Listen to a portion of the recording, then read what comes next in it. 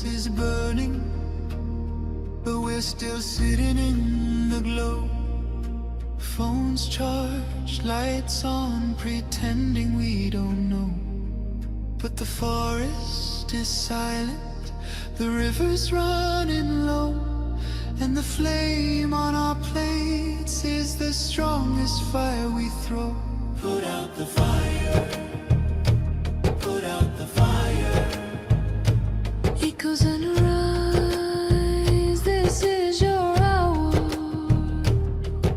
7 boundaries broken, the earth pushed past the line. Climate, land, species, fresh water, chemicals, nutrients, oceans in decline. Not danger, disaster in real time. Put out the fire, ooh, put out the fire. Metafoodians rise, this is your power. And here in India, one truth stands the same. Milk is not just milk, dairy feeds the flame. Cows and methane, fields and forests turn to grain. Politics, culture, carbon, all wired to the same chain. Every cup of curd is heat in the air, every block of butter is a forest repair. It's not a small habit, it's a planetary affair. Put out the fire, put out the fire. Echoes and rise, this is our hour. Energy fixes half the hurt, Dr. Rao made that clear. But food fixes the other half, the half that's burning here. Change the plate, change the land, change the future's atmosphere. Put out the fire, put out the fire. Metafoodians unite, this is your choir. Every millet, every fruit, every sapseed, every bean is water on the wildfire of a world we've never seen. Every oil-free bite is a river turning clean. This is not perfection, it's direction. Not pressure, but protection. A week of choices can cool a generation. A company's courage can ignite a nation. Put out the fire, ooh, put out the fire. Echoes and rise, this is your hour. Metafoodians unite, Metafoodians ignite, sharing love in the metazone, light in the path to a cooler home. Put out the fire, ooh, put out the fire. Together we rise, together we inspire.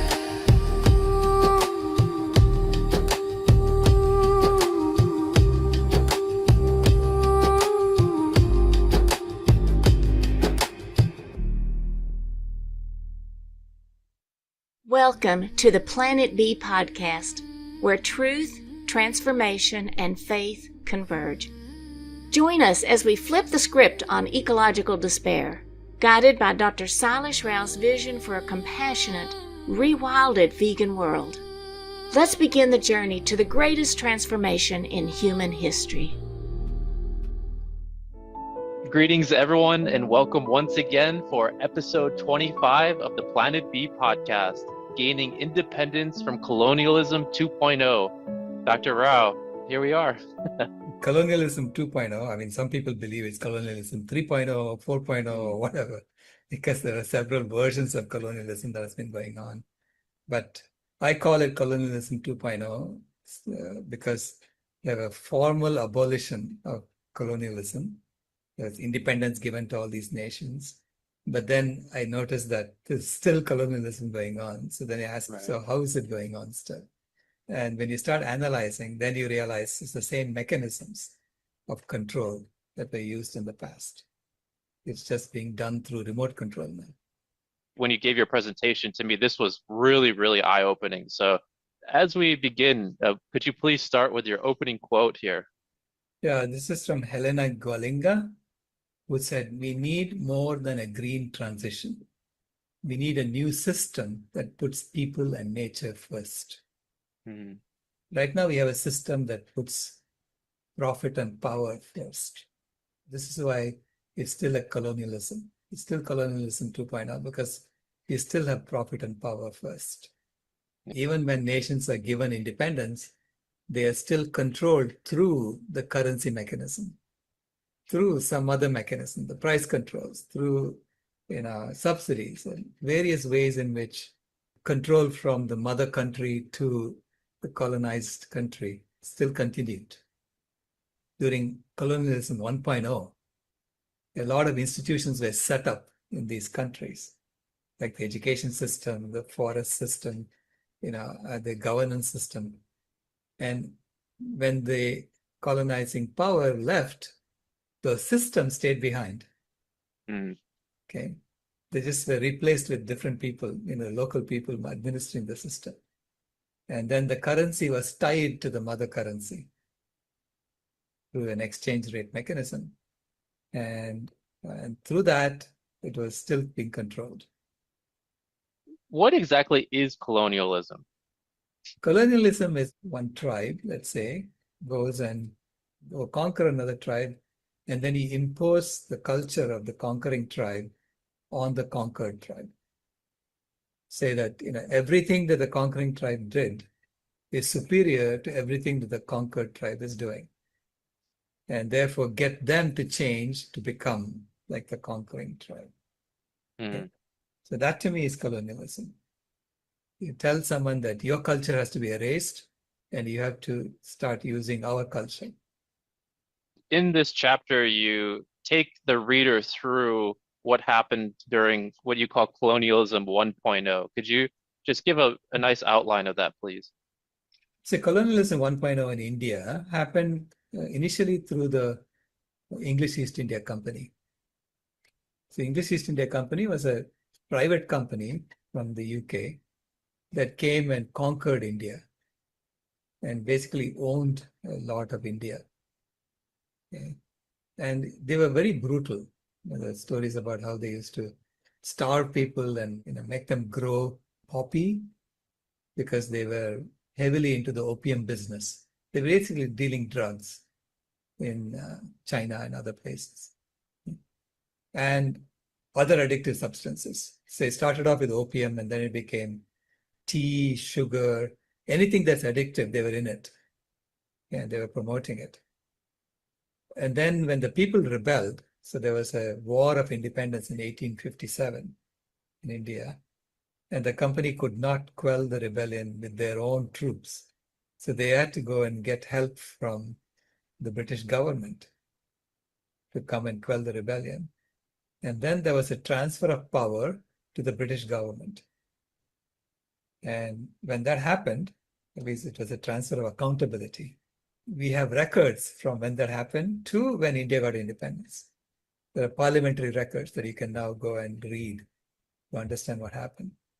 And in the parliamentary records, you notice that between 1857 and 1947, in 90 years, 1947 is when India got formal independence.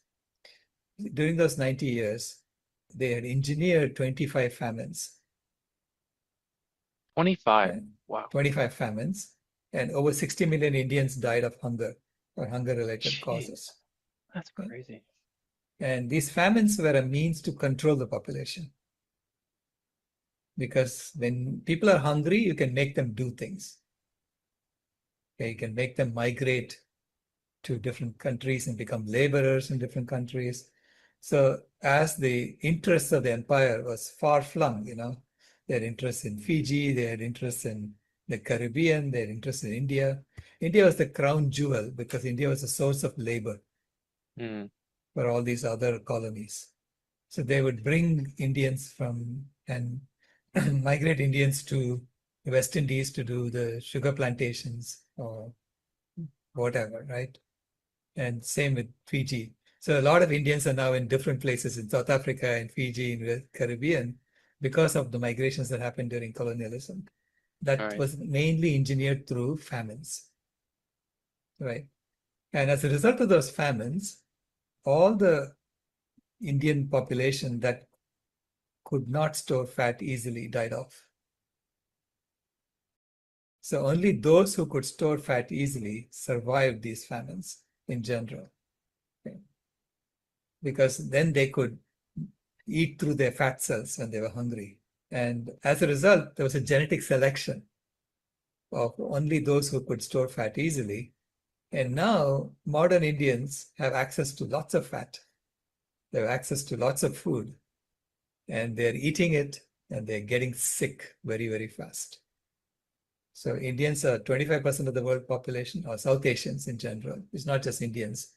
Indians, South Bangladeshis, Pakistanis, they were all together, in this colonial era. And South Asians are 25% of the world population, but 60% of the heart disease patients.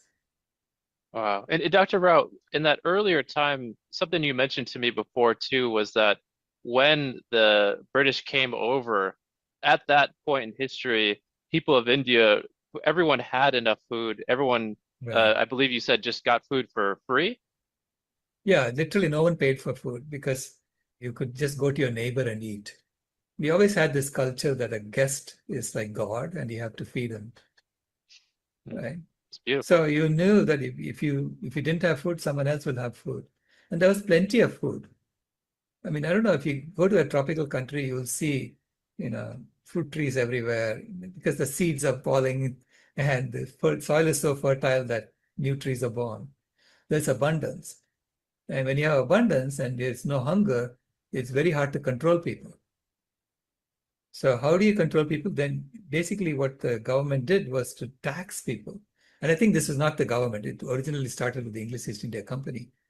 They would tax people in the same grain, right? So that you're forced to grow monocultures, huge fields of rice or huge fields of wheat, because they would tax you in that grain. And they would take the grain. So they had these district collectors in every district of India. And they built these trains that would go and collect the grains and take it to warehouses and store them. And basically it was used as a means of control for the population. Because when you have to grow the same grain, you become dependent on transactions, Right. for your food. You cannot keep eating the same thing. Yeah. It's crazy. So now you state in this chapter that we're living in colonialism 2.0 today. Right. So what does that mean? So I calculated that, in India, so 60 million people died in 90 years through hunger.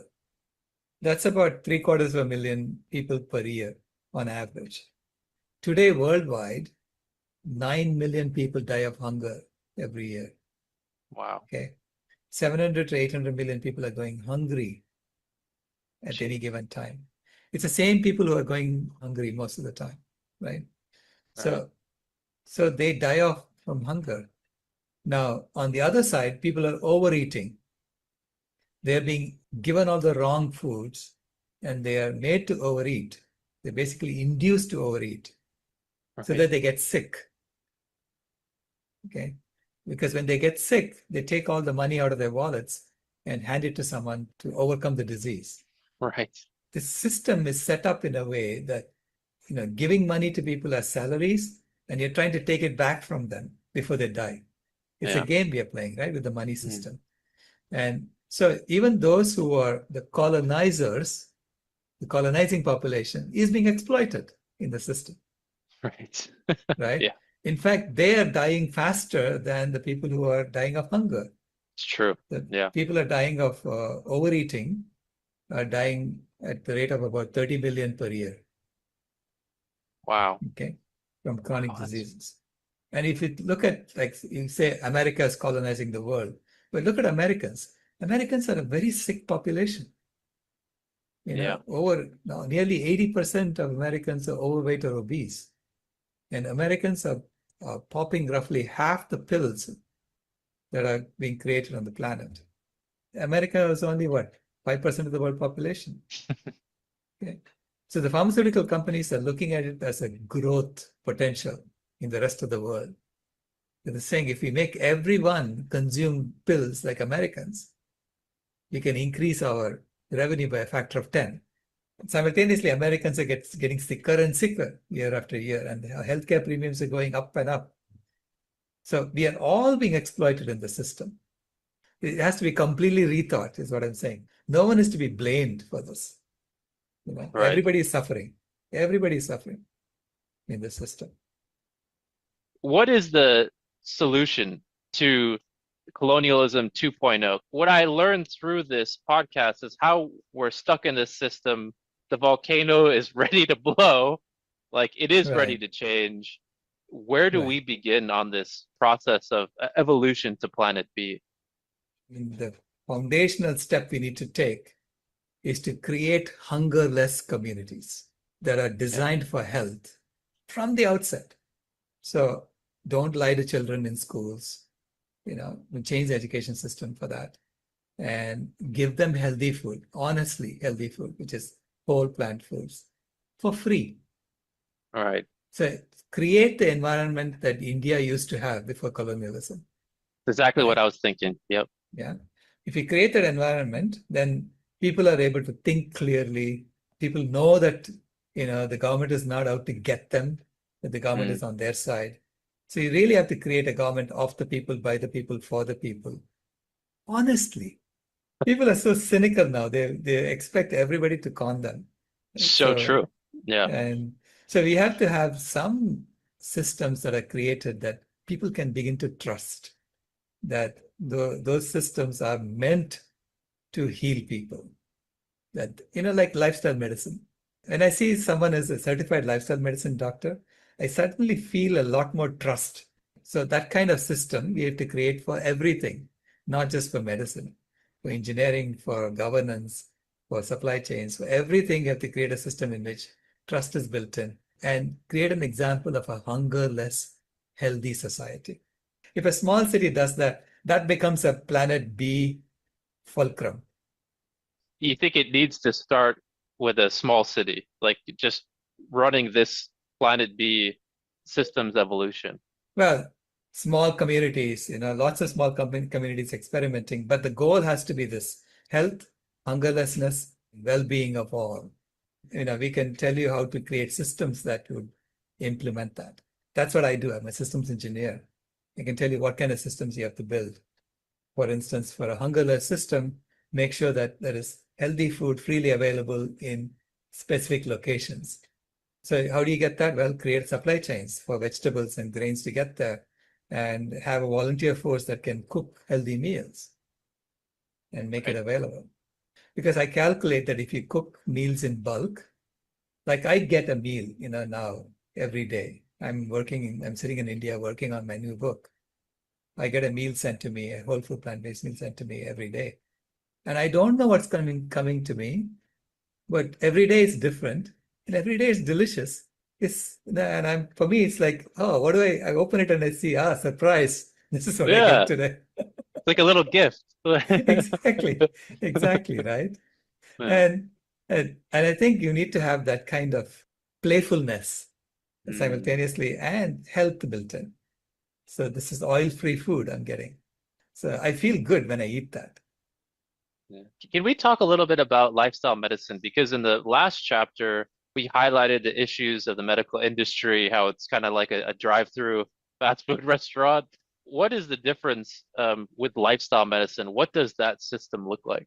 So lifestyle medicine, in some of the doctors who had woken up to what was happening in the medical system, they decided this cannot continue and they wanted to truly heal people, which is why they got into medicine in the first place. Right. So they wanted to understand root causes and then create prescriptions for lifestyle changes. So there are 6 pillars of lifestyle medicine and so on. And that is a system level transformation that happened. It's no longer about maintaining diseases, managing diseases and treating symptoms. It's now about addressing root cause. Same thing has to happen in the systems of civilization itself. Mm. Okay? So this has to be re-engineered. Now this is a systems engineering problem. Right. So I'm saying engineers have to get involved in the lifestyle medicine for the planet. On a planetary scale, the pathologies are all happening because human engineered systems are in conflict with the life support systems of the planet.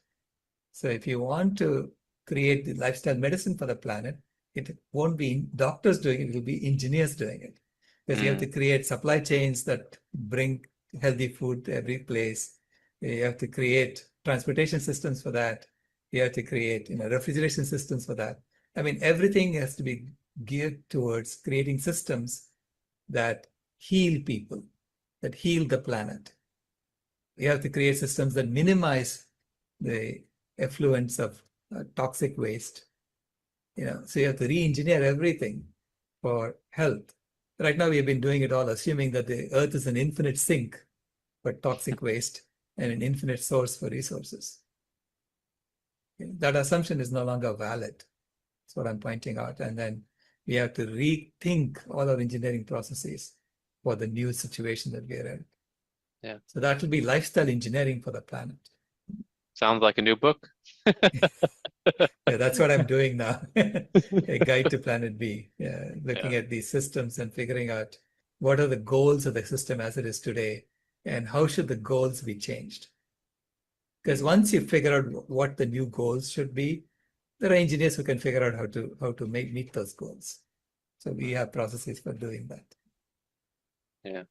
So it's an exciting time because these changes are happening. We're seeing it, and the solution is there. People are waking up to it. So holding Mother Nature's hand, and we're just along for the journey. Yeah. No, Mother Nature is waking us up and saying, hey, wake up. You're no longer this infant who's wailing. I want more. I want more. Yeah. So true. So we have to get up, get off our diapers and start putting on our own underwear, No more Pampers. No more Pampers. And start behaving like we are part of the family and that we can help each other, help the other animals come back. That's And beautiful. help the planet come back. Yeah. So Dr. Rao, in this chapter, you also talk a little bit about the vitamin B12. Yeah. Could you share a little bit about the importance of B12 and how humans have changed the reception of it over time? This is my hypothesis. Why didn't people figure this out before? And I noticed that throughout history, people have been trying this. They've been trying to go vegan. Okay. Veganism is nothing new. Veganism was a concept that people thought of thousands of years ago. They called it something else. But then even Mahatma Gandhi, he tried to go vegan. He succeeded for 2 years.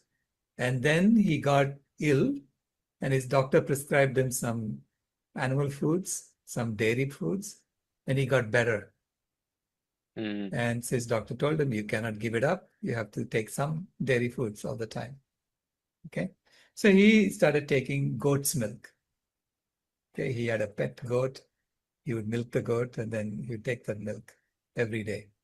So I was wondering, why is that? Why did he do that? And how come I am able to do this? Right. I mean, Gandhi had so much more self-discipline than I do, right? In general. So then I realized that vitamin B12 was not discovered until the 1950s. And by the 1960s, they knew how to make it in the lab. Dorothy Hodgkins was a scientist who did that. Okay? And since then, we know that pernicious anemia, that was a disease that people used to get. And all the vitamin B12 deficiencies, you can see symptoms of that in what Gandhi was saying too, in his diseases. So my guess is that he was suffering from vitamin B12 deficiencies. People were getting vitamin B12 deficiencies when they go vegan.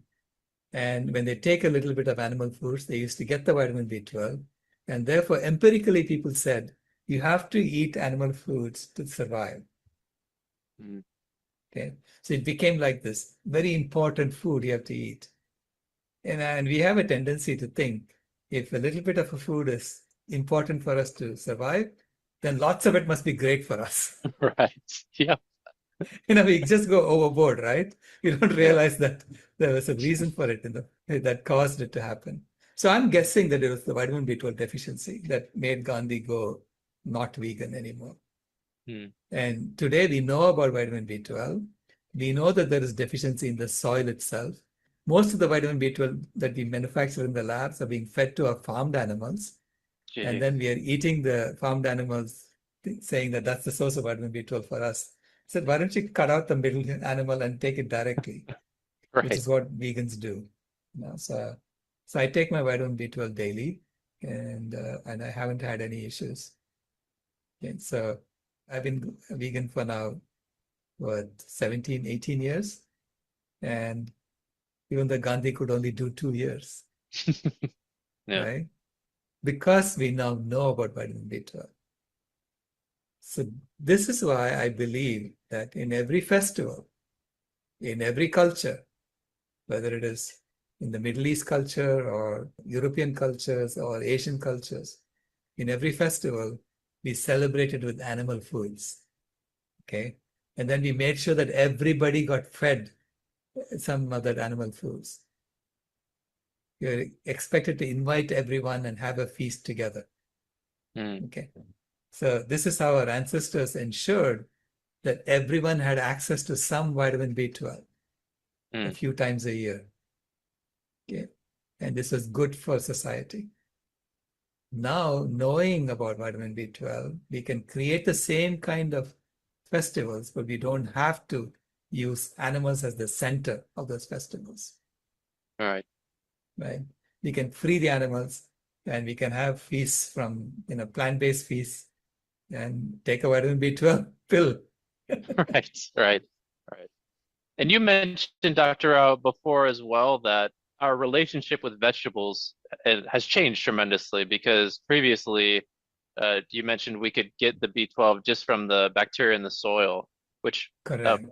so could you talk a little bit about that? Yeah, I mean, before we started washing the food, we could Right. get it from the vegetable directly. If you take an apple from a tree and eat it directly, you'll get some soil in it. The soil is being blown by the wind and it's sitting there on the apple, right? But if you take the apple and wash it and then eat it, you're not going to get the soil from it. So as a species that washes its food, we started getting B12 deficiencies. And then we got into this culture, right? Now we are discovering why this has been happening to us. And now instead of eating the soil directly, which soil does not have B12 anymore because the soil has been killed also, I say take the B12 tablets, continue washing your food. You don't have to go back to eating Yeah. soil with your food, right?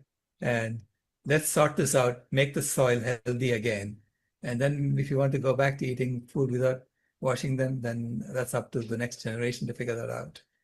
Right. That's wonderful. So, Dr. Rao, as we wrap up episode 25, Gaining Independence from Colonialism 2.0, would you like to share a closing message with our audience? This is not a chapter about blaming anyone.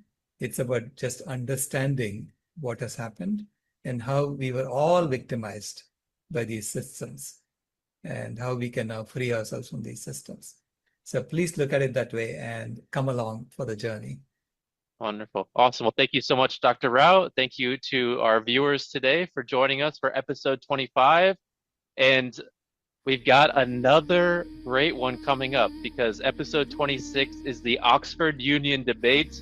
And again, thank you for joining us, and we'll see you again soon. Bye.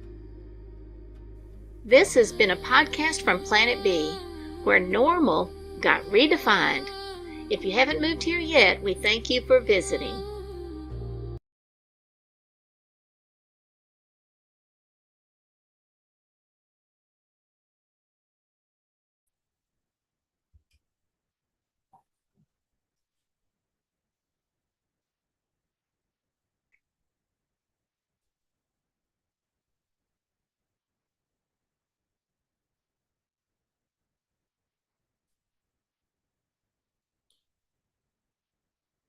Any discussions on this?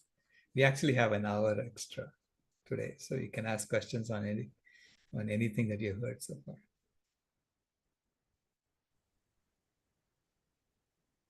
Barb, and then Joji. Good evening. I've been wondering for quite a while now, the part where you say that animals are going to go extinct by the end of the year, basically 2026, according to your statistics. And then I think, well, in order for us to get the farmers to change over to a food system that grows for us, and then we rewild, I mean, that's going to take at least 15 years, I think, to get enough habitat for a whole lot of animals to start coming back for everything to be beautiful. Well, if the animals go extinct by the end of the year, then how do we get them back? I feel like I'm using extinct in a different way that you're using extinct or something. Something's I'm not understanding. Right. Okay, let me explain that. I did an extrapolation back in 2016 on the rate at which we are losing wild animals. Okay, it had gone from 52% to 58% in 2 years, between 2010 to 2012. Okay. So I extrapolated, saying even a linear extrapolation at 3% per year will get you to 100% loss by 2026. Okay. Now, when you articulate that, I mean, you notice that it's not linear. I mean, it didn't say, it kind of went down a bit, then went up a bit, went down a bit. So by 2020, it's saying 73% loss, okay, from 1970 levels. And but I'm not interested in making that go to 100%. I don't want it to go to 100%, right? Right. And also between 10,000 years ago and 1970, we had already eliminated 60% of the wild animals. So this is on top of that, we're going from 1970 to this, and you're looking at the numbers, the total numbers. So I'm just trying to raise the urgency of the issue. Because if it gets to 100%, there is no way we're going to come back. Okay. Now, if it's at 90%, I don't know if we can come back or not. In fact, today, if the whole world goes vegan, that's the one thing I don't know if we can recover the biodiversity of the planet. Okay. Because we have already done so much damage to the animal kingdom. Right. Okay. Mm-hmm. So I want people to get that sense of urgency. And this is why I was saying 2026. My calculation is saying 2026, and it's a grim statistic that I'm giving to you. Right. Yeah. Right. But it turns out to be it's only one of 22 different emergencies that are going on the planet right now. Okay. You're making me feel so much better. I know. No, but the one thing you can do that we can all do to solve those, all 22 of them, is to go vegan. That's how amazing it is, right? The solution is so amazing that if you create a vegan world, so literally switching an operating system, switching from the planet A operating system to a planet B operating system. And I'm actually claiming that you don't have to, you don't have to wait for everybody to switch and then you switch. Everybody can switch at any time. It's a distributed switch that's happening right now. And so literally you're all, when you go vegan and you adopt this protocol, planet B type thinking, you're becoming a developer of the operating system. Okay. Mm-hmm. So not just a user on this planet, right? Mm-hmm. Mm-hmm. So I say, keep at it. And I assure you at some point, everybody will switch because this is the only way out. Everybody has to go this way. Right. It's the only way I see that will address all 22 of the emergencies that we are listing right now. Right. Okay. All right. Well, thank you. Yeah.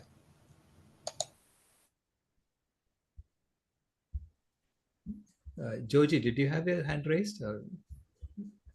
Yes, I did. Do you want me to go now, or I Yeah, can sure, wait? go for it.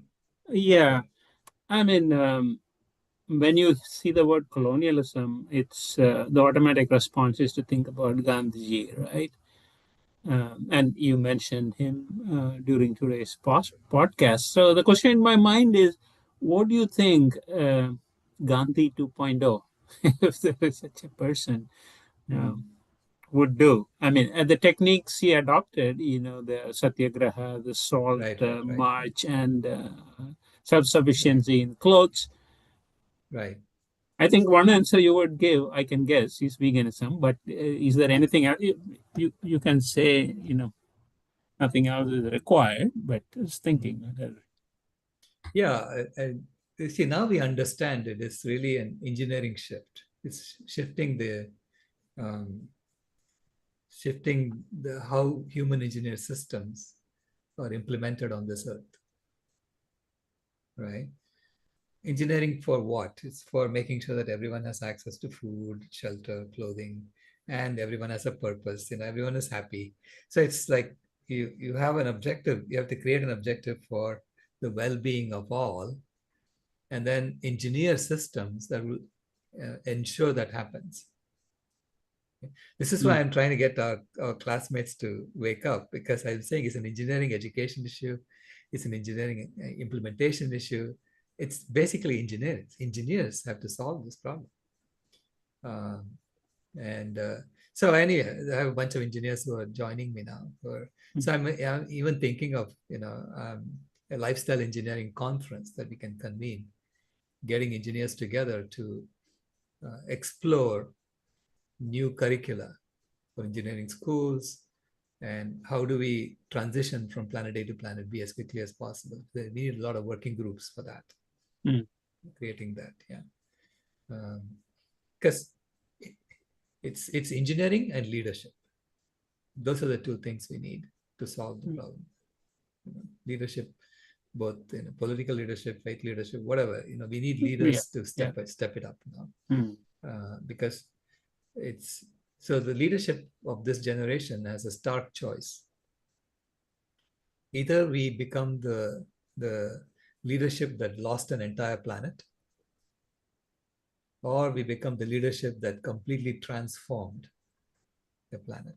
Either way, this leadership community is going to be well known in the future, assuming there's a future. Right. Yeah. Yeah. I'm glad you mentioned political and religious leaders, because I think they are essential and to business lead. leaders too. Yeah. So that's why I'm so glad that Raju invited me to speak at YPO in Chennai. So hopefully we'll trigger some thought process within that community. Okay. Yeah. Good luck, sir. Yeah, thanks. Thank you. And we are all, I invite you to, we are all leaders, right?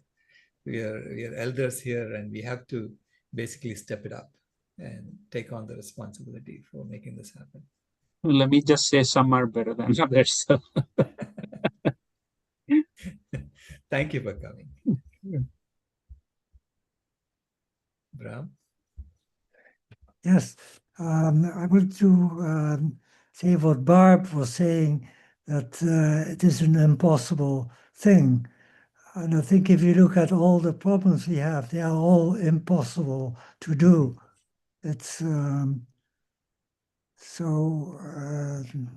but still I'm very hopeful, I'm very optimistic, I think, because we can do it. Just today I took the initiative to call an old friend of us, Manabe, who got the Nobel Prize in physics 4 years ago. We talked with him and with his wife, and so you want to get him back to do this work, because he's like an engineer in computer building, in numerical modeling, and he has the first to get for about the Arctic, that it is so important, the albedo effect. it's people say, of course, now it's very easy. That was the reason. Right. But so I think it has through friendship. Maybe we can get people to change, not to address, not to make them vegan, but to see them what the problems are, and that they can do something about it. I don't know how you think how to approach people the best way in doing this. Yeah, it's one-to-one. It's basically with compassion, and saying that this is what I see. I see there is a uh, global crisis, multiple crises happening globally, but we think there is a way out. We think there is a way out, Mhm. or at least we know that there are things we can do that will help all of them. Yeah. See, I've never seen, like, I know I've solved problems and I've done systems engineering for a long time in my life. And I've never seen a situation where I studied a problem and I found one thing that solved everything. You solve a little bit of it and then I go find another way to solve the rest. So that's the way I've always had. But this time I was just shocked at how well vegan rewilding is a solution for everything, Uh, you know. So it's world peace and planetary health comes together. These are two sides of the same coin.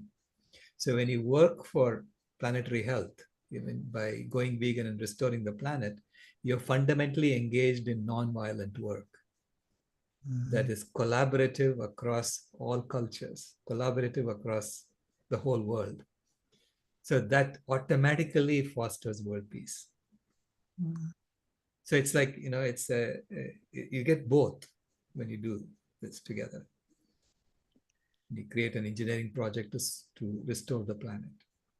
So we have to sort of bring up our courage to do the things we should do, we need to Yeah, do, right, right. and do it. Yeah. See, nothing is impossible until you actually try. Okay. So we cannot say it's impossible to do that until we haven't even tried it. We know there is a way out. And so we are establishing theoretically that there is a way out. And then we have to now, if you say, it's too hard, it's impossible, I give up, then you haven't even tried. How do you know it's impossible? Right? So like when I started when I was working on the internet and I said, oh, if we do digital, we can make it go 10 times faster. Everybody said it's impossible. Yeah. It's impossible. You're out of your mind. That is exactly what I got. You're out of your mind. I'll believe it when I see it. And then when you start working on it, you realize, oh, the problem does reveal. You keep seeing solutions being revealed as you go forward. And so everything we know slowly happened and it happened, right? So I see the same thing happening here. If we try, we may discover that Mother Earth is much better at healing than we thought. Yeah. She finds better ways to fill the holes. Who knows? Yeah. We have created holes in the ecosystems. I know that. But maybe there are ways to fill the niche, that happens automatically. What I also have found that actually, I 30 years ago I dropped physics at all, and I went to a completely different field of healing, and so that gave me the strength later on, after 30 years, to return to see that it was not impossible by your work. So I think that's something people need to have a transition like you did also. They went into climate, it's something completely new. And that made you more alive to go back to doing engineering again. Right. Something to it. You have to be all round in a sense. Right. But say, even in climate, I'm still doing systems engineering. I'm just still analyzing data, trying to understand the data and trying to understand how to achieve objectives. Yeah. So in that sense, it's just a different tag attached to the same data. I mean, it's attached to data that I'm using, right? So to me, it's the same work that I'm doing. It's no different. See, I had a professor, my advisor, and he told me when I finished my PhD, I went to him and I said, I feel like I know everything about nothing. Because I took one problem and I beat it to death. Is this what PhD is about? Because I was feeling like, is this what it is? That's it. And he said, no, that's not why I gave you a PhD. He said, I gave you a PhD because I think you have the capacity to take any problem in any field and make a credible contribution. Fantastic. So he gave me that confidence, that I could switch anytime and look at it as data and how do you solve the problem. Yeah. And so I owe him a lot for my career. Mhm. Yeah. Yeah, one interesting thing which I would like to share if there's time, namely the present weather situation. Mm-hmm. It's the weather situation which occurred when you get a glaciation. Correct. Meridional switching Yeah. south instead of zonal. You have Right. vertical circulation. So it is exactly what you said before, that because we have the Arctic changed to water, it doesn't come back. We don't get a glaciation in spite of all. The weather wants Right. to now a glaciation. I mean, Yeah. it's now in Vermont and in New York and everywhere. So the Earth wanted to be glaciated again or whatever. Right. We avoided it. Yeah. The explanation I heard about that was from a professor at, I think, Princeton. So they said that the reason we are getting these strange weathers, extreme weathers, and very cold weather, even in Florida and Texas, they're getting very cold weather. The reason is that as we warm the earth, we made the Arctic circulation weaker. Mhm. Because the Arctic circulation was kept in the Arctic because of temperature gradients. And now the temperature gradients are not that big because the Arctic has warmed much faster than the rest of the world. Okay. So that Arctic air is just wandering around, making everybody cold sometimes. And then it gets back to the Arctic. So it's the overall, the Earth is warming, but it's becoming more and more erratic because the Arctic circulation is no longer being confined in the Arctic. Yeah, it's understandable because the Arctic is now easier for the Arctic. There's still cold weather, but it will go down in this particular pattern, which is actually that's connected with the shape of the continents and the mountains. Right. And, Right. Yeah. So Alan point, I mean, the Arctic is melting. It's actually, they were expecting it to melt by now, but it's kind of slowed a bit. But it still is on track to melt. And so you can get shipping lanes in the Arctic. This is why all this political fighting is going on. Because when you have major changes like that, then they jockey for, okay, who's going to control that and who's going to do this and so on. And instead of saying, how do we bring it back? If they were truly leaders of the planet, they'd be saying, no, my God, this is an alarm. That the Arctic, you can even send ships over the Arctic now. It's an emergency alarm and we need to figure out how to restore it back to the way it was, because this alarm, it can go crazy. Now, once the Arctic melts, it will absorb sunlight and it will get warmer much, much faster. So you're creating like a major feedback loop. And we create the sea level going up by many feet. If Greenland gets green. Yeah, correct. I mean, they're even studying the Doomsday Glacier in Antarctica, the Thwaites Glacier, that It's like a bottle cap of holding all the glaciers back. So if that melts, the bottle cap is open, and then the rest of the glaciers are going to come into the Yes. ocean. So, and we don't know how fast that could happen. You know, The time element is very short now, I think. correct, Like correct, in the Antarctic, what is happening now with the big glaciers which are melting, right, it's a huge amount of water coming in. Yeah. right. But it's interesting to note that the country that claims not to believe it's happening is the one that wants to, close all the borders and stay, right? So it's a pretense Yeah. that it's not happening. Yeah. But they all know it's happening. Thank you. Sure. Danny? I have a quick question and then I'm going to read Michael's question. My question is, isn't the Earth always creating? Like we have species that weren't here, a million years ago, Correct.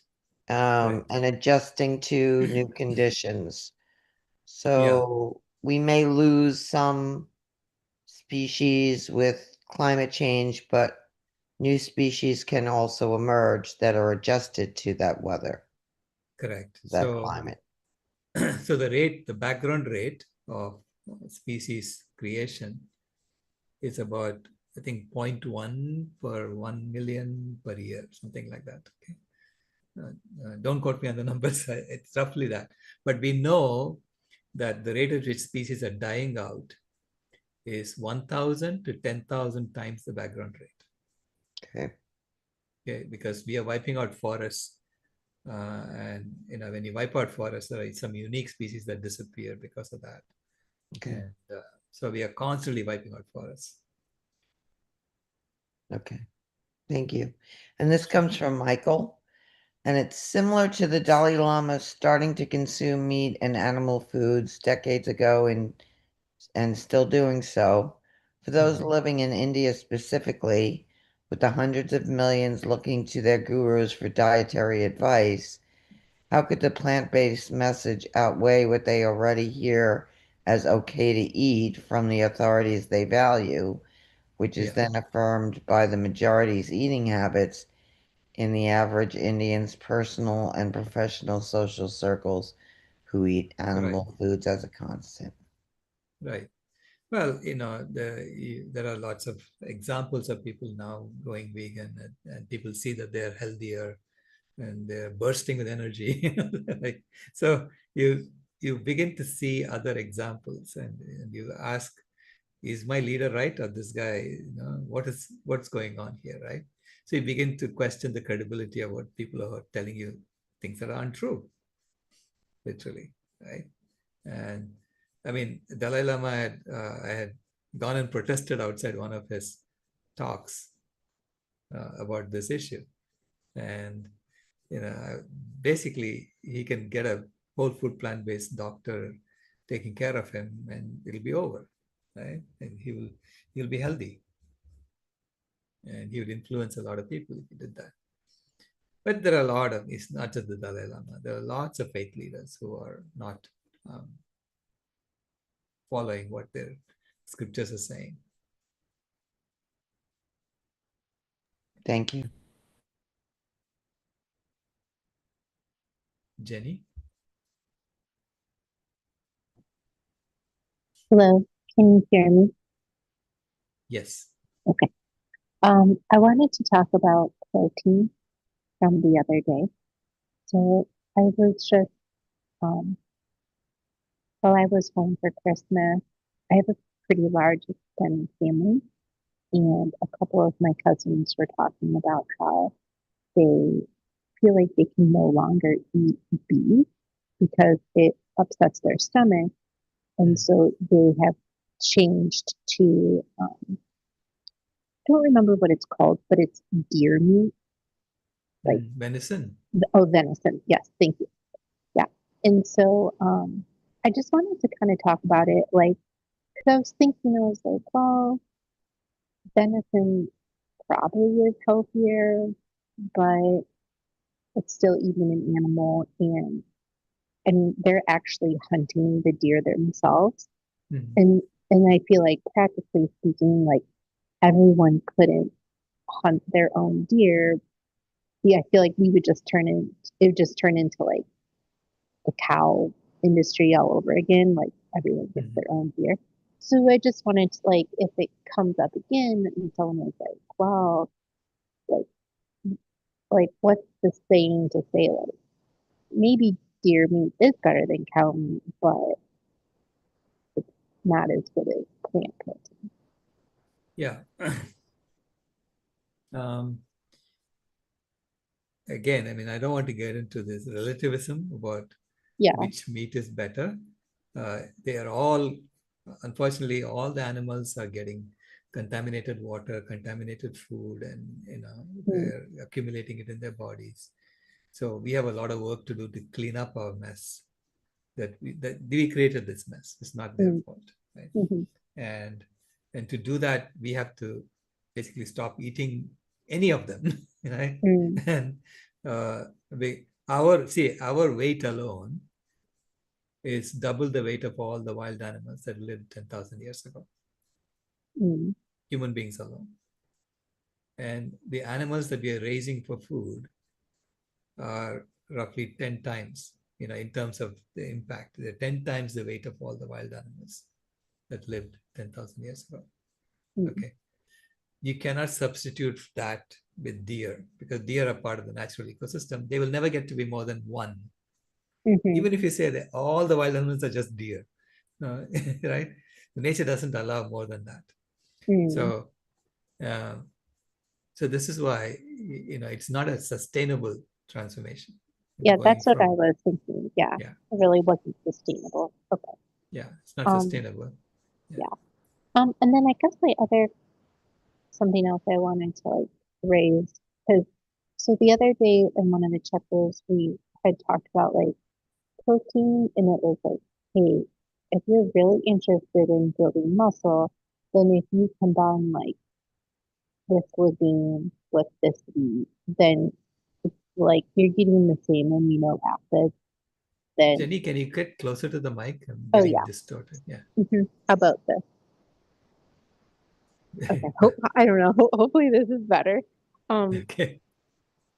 the other day when we were talking about protein, and someone was like, "Hey, if you want to build muscle, you can just combine these different legumes and wheat, Mm. and you can get like the same outcome." So I had shared this with someone, and they were like, "Yeah, but that seems like a lot more work than just eating chicken." And I Mm. was like, "Wow." Yeah. I mean, like, sure, that's two dishes instead of one, but then I didn't really have like a great response to that. Yeah. I just wanted to hear your thoughts. I mean, you don't have to make it two dishes. I Yeah. actually mix the grain and the legume together and cook it together, So, Oh, okay. Oh, yeah. Okay. Sure. Yeah. Okay. so it's not a problem, right? And so that's the equivalent. See, basically, when you are deliberately trying to build muscle, you are saying that's the one set of cells that are going to be needed, that you're going to grow them. You're trying to Mm, grow them. Okay. So which means you know exactly what that profile is, what amino acid profile you need for that. yeah. Okay. So you have to consume that in the food. So that makes it easy um, for your body to do this. Because ultimately the body just breaks everything down into amino acids and then puts it all together. Mm, So that's why I suggested, grain plus legume, and you can just do it together. But when you eat a chicken, because you think it's easier to eat a chicken than to mix yeah. Right. rice and lentils, you are getting, along with the protein, you're getting saturated fat, you're getting hormones, you're getting uh, Exactly. Yeah. toxins, it's Mm, like, it's exactly like what Dr. Milton Mills said. It's like inhaling tobacco smoke in order to get oxygen. mm, mm-hmm, mm-hmm. Yeah, you don't want to do Oh, yeah. that. That's right. You're getting all of this extra stuff that you don't Right, need and is toxic. right. It's toxic. Yeah. Yeah. It's Okay. the root cause of all the diseases that we have in America. Yeah. Yeah. Okay, thank you. Sure.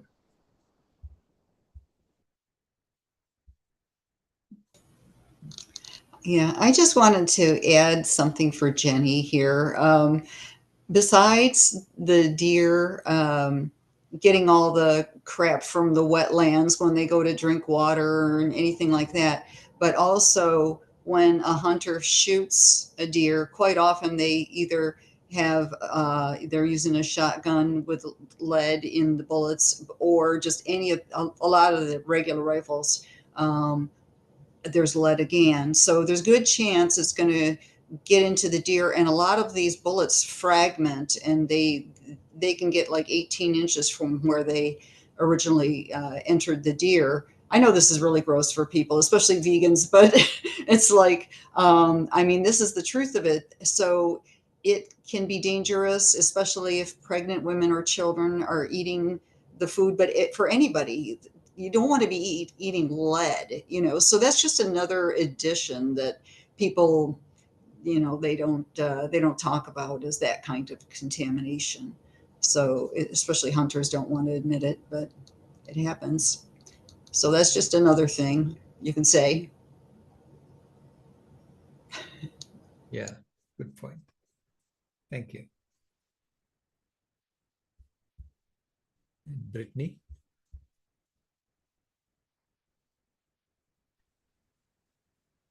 I was looking at the uh, nutrients that were mentioned in the chapters, and I was just wondering how come no like major vegan organization or entities mentioning the highest forms of the highest amounts of calcium in sorry the the vegan foods that have the most calcium and the most B12 and stuff like that. It's like with B12, they don't even, no one, not many are recognizing that the B12 comes from plants for animals that are eating it, or uh, algae, or microbes.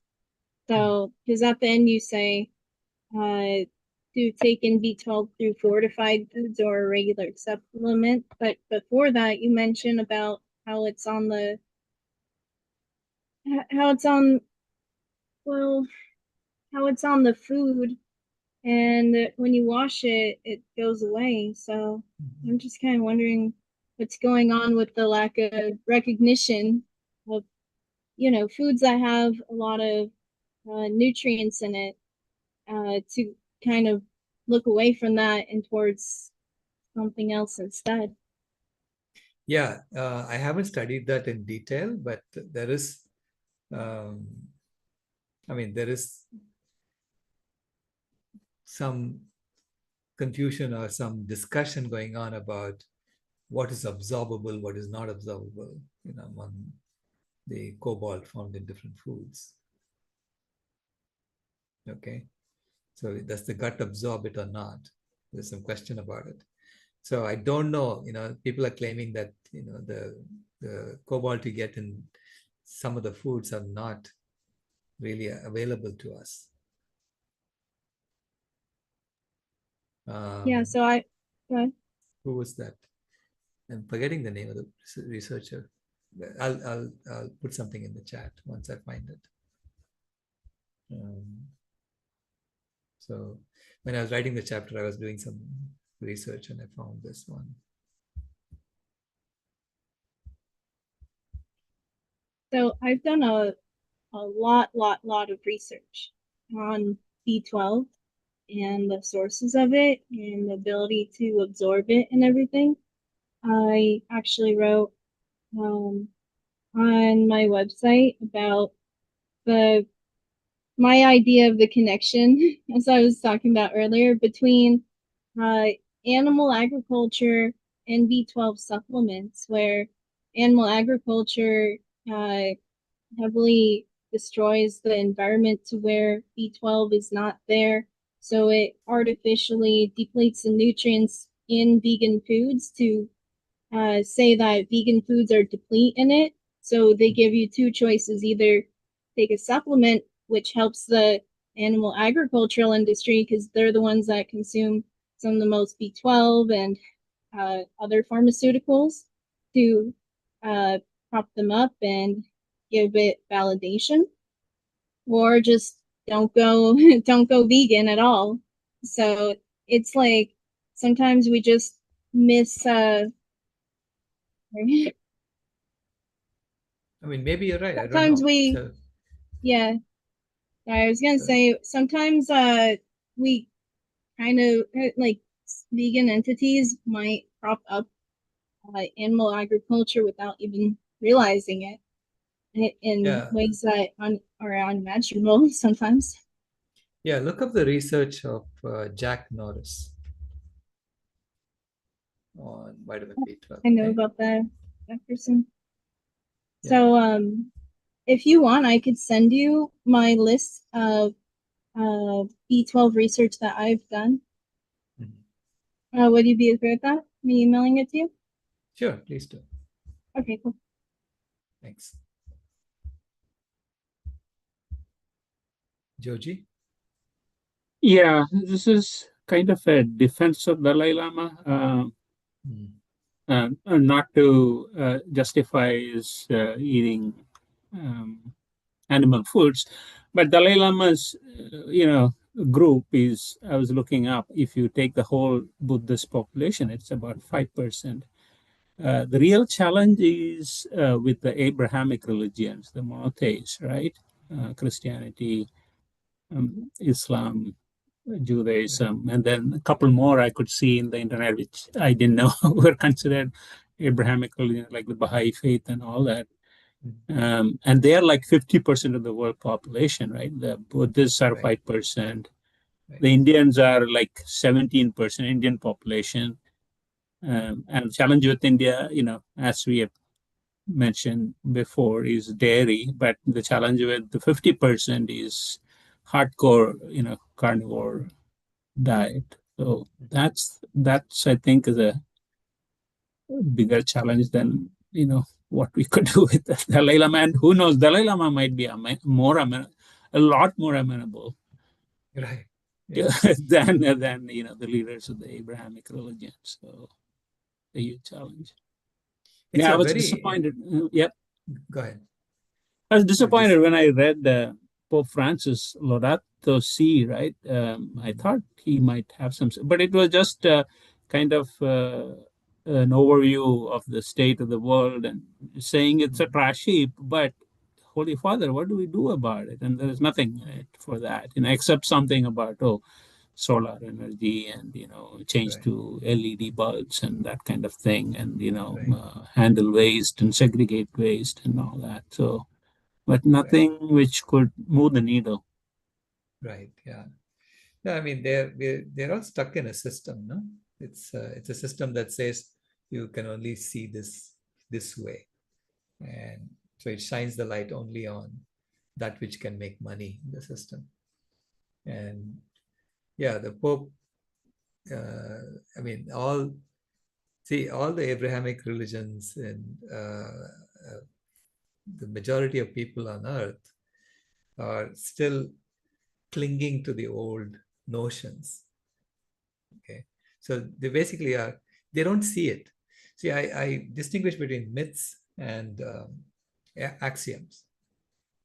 So the current system is built around myths. A myth is a lie wrapped in a truth.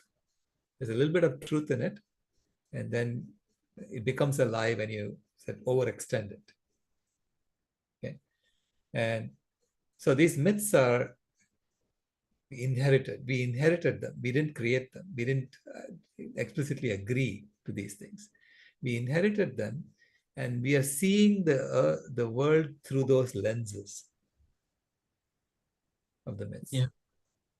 So we don't see anything outside that lens, unless you step out and say, okay, I'm going to just ignore everything I know and start over and look at the data as it is and see what makes sense to me. Whereas axioms are things that we choose. we explicitly choose them and we say we're going to design a system based on these axioms. And then we can say, these axioms are explicit. So which means if you think any of the axioms are wrong, you can fix it. You can change it, right? So I think that's the kind of redesign that we need. It's nobody's fault. We just inherited these systems. Yeah. One challenge is, people respond a lot more to fables and songs, right, rather than facts and reasoning, and that's where the religions get their power. I mean, it's not based on rational or reason or logic. It's Right. Somebody said it's nonsense set to stories and music or something. I trying to remember his name. He's a very strong atheist, agnostic philosopher. He said, religion is nonsense set to music. So, we have to create a story that's correct, scientifically valid, but that also inspires people. So that's the holy grail, I'm working on something like creating a story like that.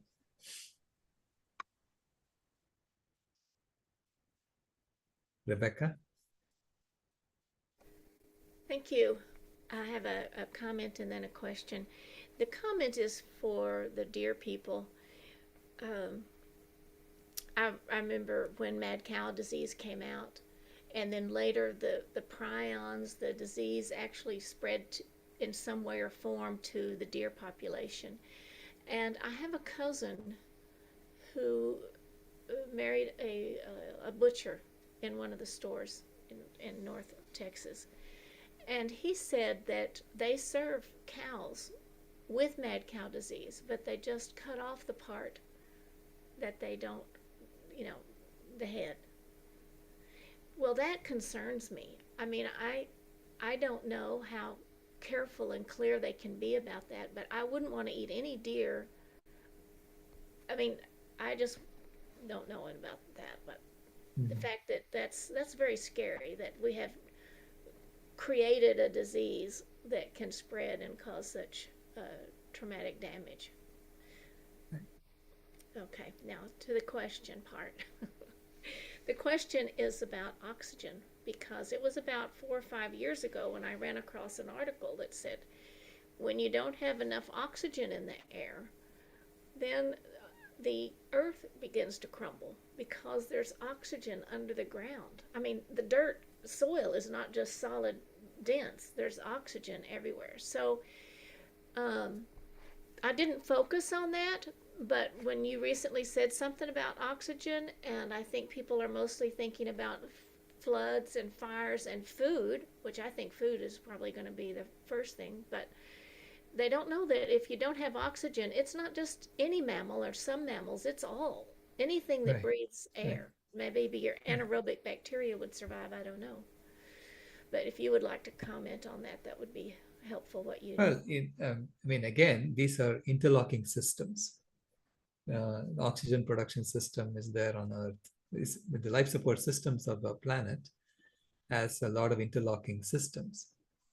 And any one system that collapses can bring them all down.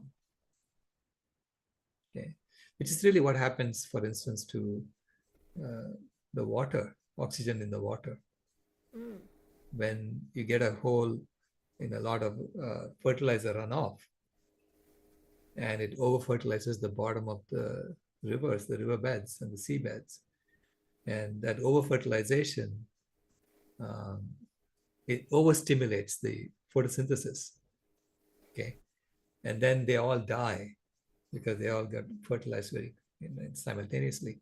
So then all the plants die, and when they die, the bacteria take the oxygen from the water to decay that. Okay, so then you get oxygen depletion in the water, and the fish die because of lack of oxygen. So we interfered in the cycle to a point where that cycle was no longer producing enough oxygen for the fish, and they die, right? So same thing, we are interfering in a lot of cycles at a global level, and it's through our human engineered systems. And anytime you interfere in interlocking systems, you have the potential to destabilize all of them. And that is called death. So catastrophic failure of death is the catastrophic failure of systems. Like, in our body, we have circulatory system, digestive system, excretory system, immune system, and so on. But if the circulatory system stops circulating blood, then suddenly all the other systems start dying off. This is why you get a heart attack and you die, right, when that happens. So similarly, the earth is not, earth is quite resilient, but it's not impossible to destroy all the systems, because that's what we are trying to do, looks like to me, looking at it from the outside, right? Our human engineered systems are basically pushing against the limits of all these systems. But they don't have to be that way. Right. If your objective is world peace and planetary health, world peace for all, and then a nice planet to live on, you could be designing systems that are very different than what we have today. Design issue. And this is why I say, that when it's a design issue like that, people can adopt it anytime. So you don't have to think linearly. Like on planet A, you would say, wow, we haven't gone vegan at all. So how are we ever going to go vegan, right? It's going to take years for people to go vegan. I said, no, it doesn't take years. You just put, you just put rice and beans in your mouth instead of meat and you're done. That doesn't take years to do that. Right? So technically, it's possible. It's just a mind shift that happens at that point. You say, I want to be part of the new system. And then people will come along. So it can happen on a dime. It can happen very quickly, instantaneously. Right? When we realize that that's what we need to do. Right. And there is plenty of rice and beans on the planet, or for that matter, corn and beans on the planet. So there's plenty of food on the planet. We still have abundance despite everything that we have done. Thank you. Yeah, we can do it. Yeah, you can do it.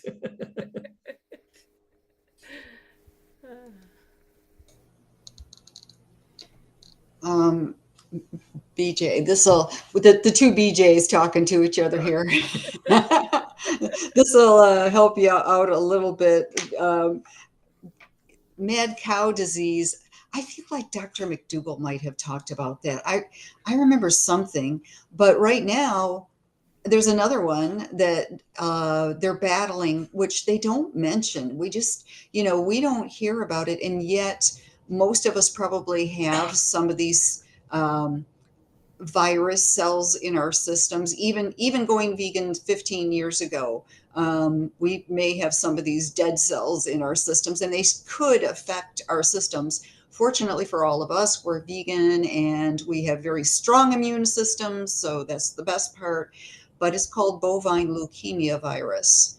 And about 1 out of every 10 cattle that range out there. And I'm trying to think how many it really is, because I get a little mixed up. I haven't done the stats for a while, but the dairy, it's a lot more. It's like 1 out of every 2 cows, I believe, has bovine leukemia virus. And I did a video on it because I don't want to go into all of it because I can't remember it. But I did a video on TikTok on bovine leukemia virus, and where I was really prepared then. But I just thought, there's just so many things that they have on these farms and that will make you sick like that.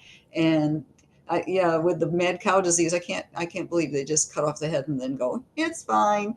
It's like at some point people should figure out this stuff is really, really bad for you.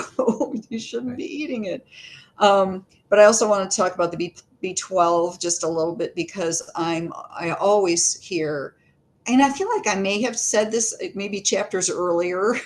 I don't know, but I always hear how, we are deficient in B12, vegans are deficient in but it's like, if you look at the stats, some stats will say up to 40%. They'll say 40% of Americans are deficient in B12. And then there's other people who will say, oh, and they'll bring other stats and they'll say, oh, it's only like 6% of Americans, or 8% are really deficient, and then 15% more are just a little deficient. Because they're always trying to minimize what the actual stats are. But at any rate, vegans in the US are 1 to 2% of the population, and around the world they're only like about 5%. So, and most of us know to take B12, so that we're not really deficient. We take B12, we know. So all the rest are meat eaters that are deficient in B12, all the rest of it. So yeah, so I always just try to let them know, they should be taking it too. And I recommend, this is a vegan B12 you can take, so that's just another thing that you can like hit back with them. I don't mean like hit back, but really just if you don't know what to say that. Yeah. Thank you.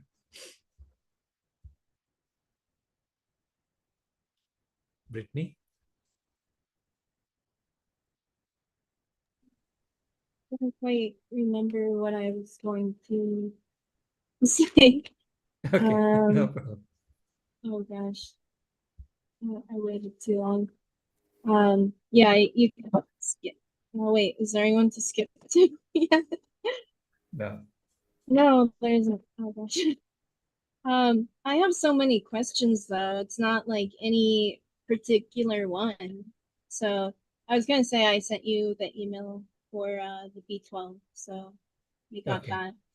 Yeah. I think there was one question I had on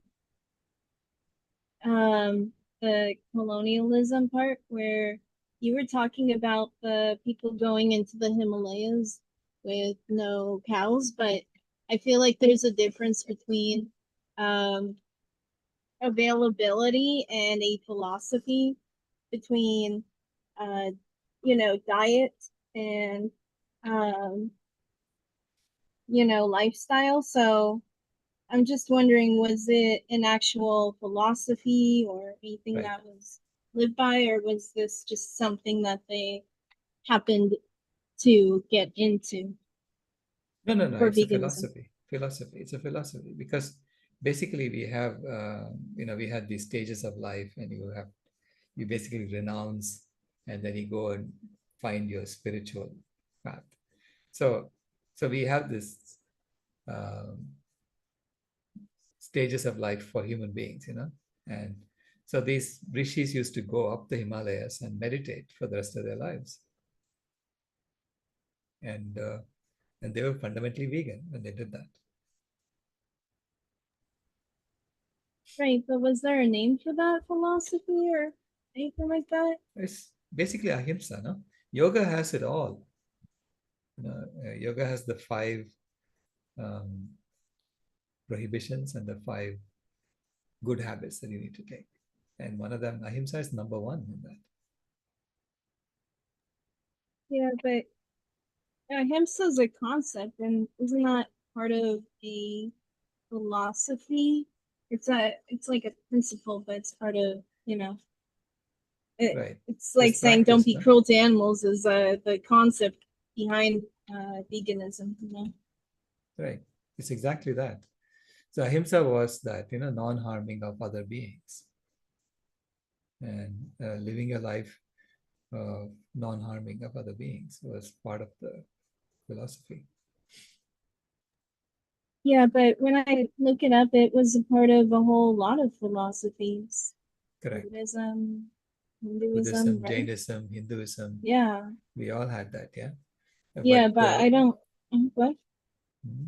But the way it was practiced, the monks and the rishis are like the the spiritual leaders, right? So they're the one, they used to practice it rigorously because they used to go up the mountains and the foothills of the Himalayas and spend the rest of their lives there. Okay, to find themselves. And then people used to go up to them once in a while, to go up to them and ask a question, if you had a question. They would not come down from there. They're not going down and telling everybody what to do. Right? So they used to go up the mountains and live there for the rest of their lives. And I'm saying they were fundamentally vegan when they did that. Right. There's individuals that might have done something vegan, but that's different than a whole philosophy. I'm saying, like, was there a singular philosophy that Ahimsa. no, that's a Veganism concept. is It's not ahimsa. a philosophy. No, ahimsa is being practiced today too, right? So if you go ask Jains, okay, I mean, let's look at the Jains today, right? A lot of the Jains say ahimsa and they still drink dairy, okay, right now, because they were taught that dairy is, you're not harming the animal, you're only taking the excess after the calf finished. That's the story they were told, okay? But if you go talk to some of the Jain monks, they're vegan, right? And why is that? They're saying ahimsa. The true implementation of ahimsa to them, the strict implementation of ahimsa, is not taking any animal food whatsoever. And they're the ones who actually brush the ground in front of them when they walk. Okay. We interviewed a bunch of them for A Prayer for Compassion. And so you look up the movie, A Prayer for Compassion. It's on Unchained TV. And you can see that. Yeah. The strict implementation of ahimsa is veganism.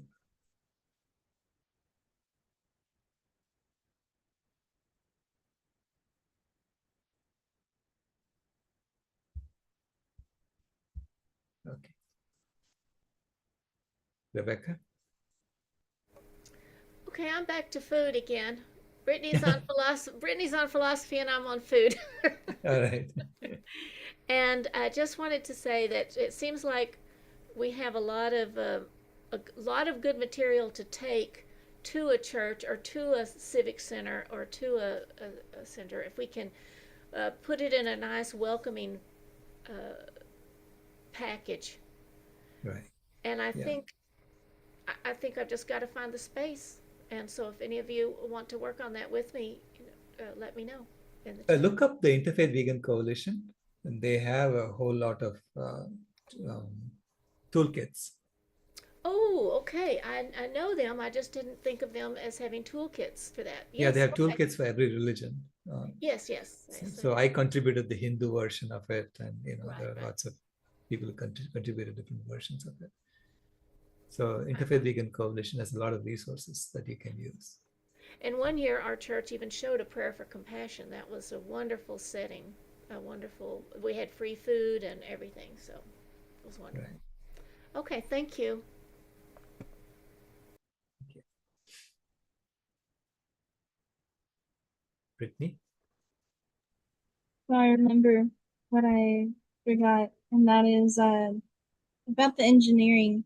So you were saying you have to kind of revise a whole curricula, but I took engineering, and it's compared to a lot of other majors that you could take in college. That one seems pretty far removed from carnism.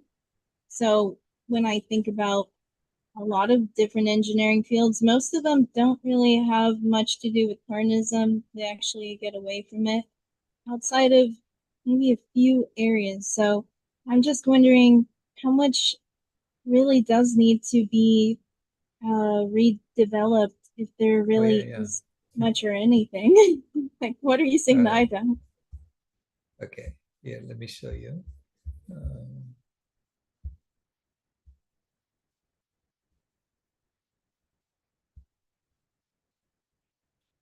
You open up the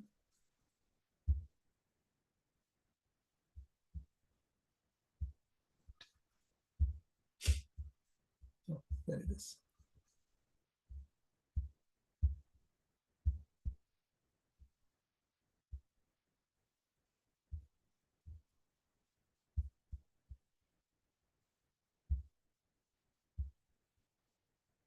So if I look at the the planetary boundary transgressions, and you ask, okay, what caused it?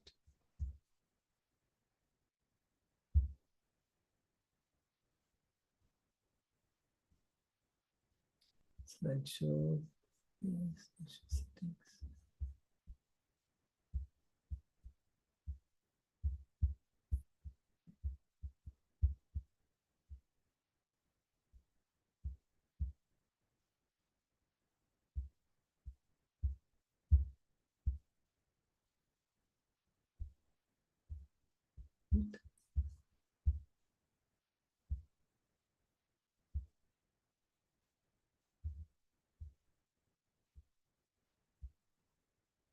Yeah.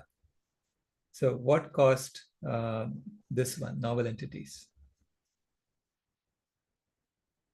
Because engineers came up with 350,000 different chemical engineers, and we, in part of our processes, we used 2 billion tons of these chemicals that the Earth had never seen before. And then we also, through our waste processes from the engineering, the waste from the engineering processes in industries is pouring 220 billion tons of novel entities into the environment. I said, that's engineering.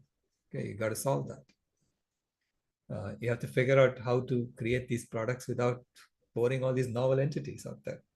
And you have to, so there's a lot that needs to change there. And this is also engineering, because basically you said this is how you increase yield. Is this really the only way to do it? Is there a better way to do it? So biogeochemical flows is also because of engineering.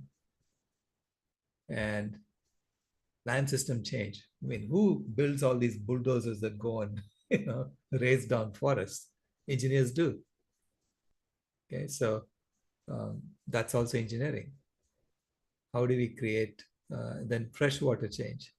Basically, how do we get fresh water to people? That's engineering, and we are causing that to happen. Biosphere integrity, again, I mean, I've seen these two huge bulldozers with a big chain between them that's destroying forests. We've seen these huge nets that we do bottom trawling on the ocean with. That's engineering. So I'm saying, engineering has literally given power to people to destroy the planet. Okay, but engineering also can give power to restore the planet. And we have to figure out how to change engineering curriculum so that, like this novel entities thing, it's just, we didn't teach them that these novel entities have other consequences. So you have to teach them about closing the loop, looking at what really happens to the planet when you go and implement the process. So it's a life cycle analysis has to be part of every engineering curriculum. So anyway, a whole section in my new book on what engineering can do to address this and how engineers have to be involved in pulling all of these back to the green zone. Okay. Because otherwise it's going to say, if engineering is saying, it's not our problem, it's yours because it's all about your consumption, then you have to shrink your consumption by orders of magnitude, right? And even then, I don't know if it will happen. So I think we need to have systematic engineering of how do you bring all of these planetary boundary transgressions back to within the green zone, because it's human engineered systems that are causing these to happen. And human engineered systems can pull them back.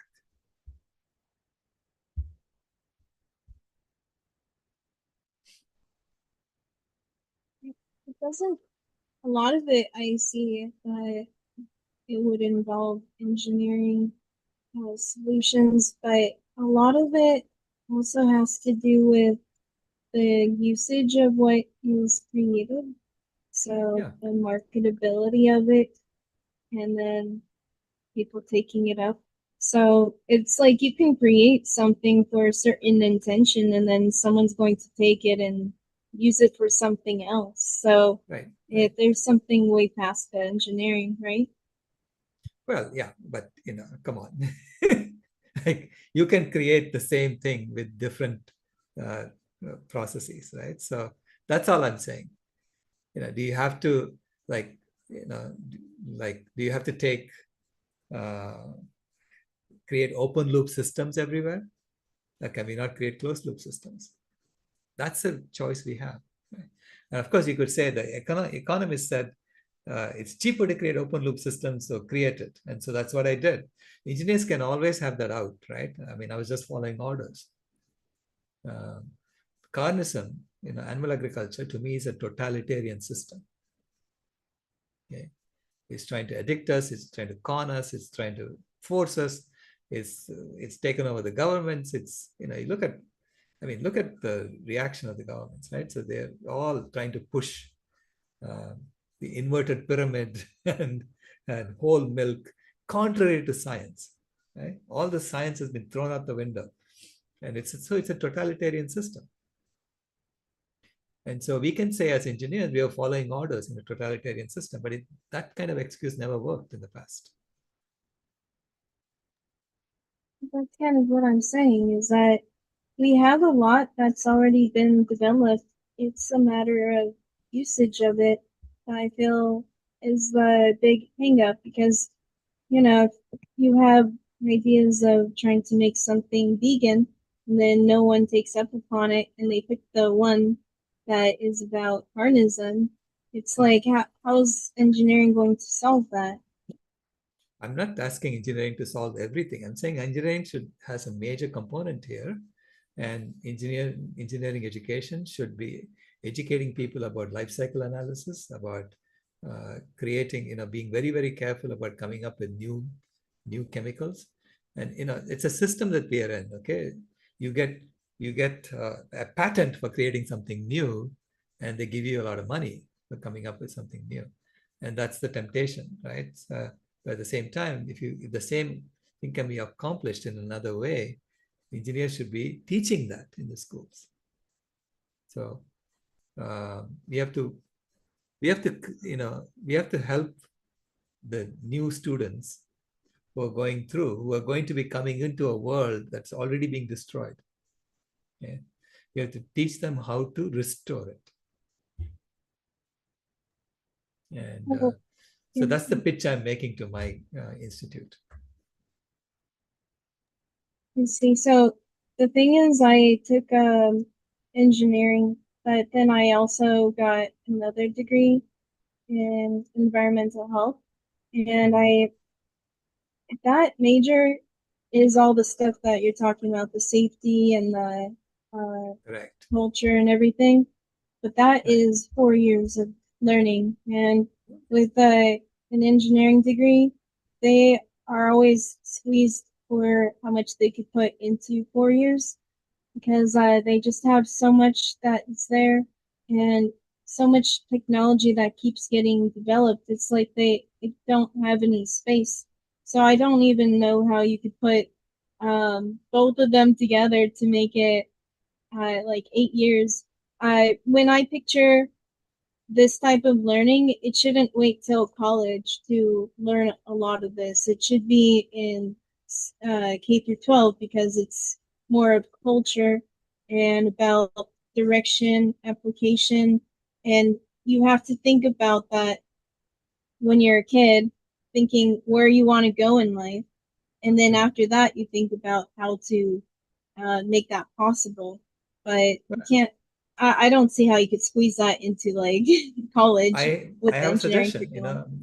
so I have it in my book. I have suggestions on what they could do, which is that, now they have physics, chemistry, physics, chemistry, mathematics, and a whole bunch of required courses in the first couple of years, right? So I'm saying, okay, required courses in planetary boundaries and Earth system science, a required course in ecological design and biomimicry, a required course in life cycle assessment and circular economy, this required course in systems thinking and complex systems modeling, required course in environmental ethics and justice, and a required course in regenerative design principles. So that's what I've come up with as the list of 6 required courses you need for every engineer to go through. So then you'll get a different kind of engineer coming out, of that education system. And then there are other things you can do, like capstone projects and things like that. You can get them to think about how are you going to restore the planet, should be the main focus. I know that the engineering major that I had was showing like applications in the beginning and then shows ethics at the end. It's like one course, and a lot of engineering students that took it that is the least needed course. Is just the one that just wasted time. So Yeah. I think if you're going to like have a lot of the speeding up, you might want to look into the AP curriculum where they do the course credit for those general education requirements like the physics and the math and everything, so that if you are going to add more courses, at least put those in, but you have to accommodate for the other courses that these engineering schools want to add in for all the new technology constantly coming in. So it's going to be something to work it through. Yeah. Yeah, it's up to them. So I'm calling for an engineering conference where engineering educators come together and we put our heads together and figure this out. Because we cannot have engineers coming out who are going to make things worse. That's all I'm pointing out. So Danny. Thank you. We have a question from Michael. Dr. Rao, what levers do you think most engineers would want to pull with the better way of doing things for the planet? I'm thinking you can prove out definitive efficiency creations, net cost reductions, positive externalities as a result of certain productions. Any other levers come to mind? Thank you. Yeah. I mean, it's how do you, because right now we have engineering education built on the assumption that the earth is an infinite source of resources and an infinite sink for waste. And so we haven't, understood that, this is finite, and it's not only is it finite, it's we have overwhelmed it already. Okay? That's why the novel entities is in the pink zone, because we overwhelmed the capacity of the earth to process all the waste that we're producing. So when partly you could say that it's cultural, so we have to tell people, it's okay to use brown paper instead of white paper. Brown is not bad. White is not automatically good. In fact, to get to white paper, you have to toxify the environment, right? So let's use brown paper. So these are all cultural things that we need to do. But beyond that, we have a lot of work to do on processes. So don't teach them, they figure out a better way of doing things, is all I'm saying. Even if it costs more in the current system, the cost has to start including the cost to the environment. Okay, so I'm proposing a new currency system that is all about biocapacity and ecological footprint. So which means the cost is included when you assess it.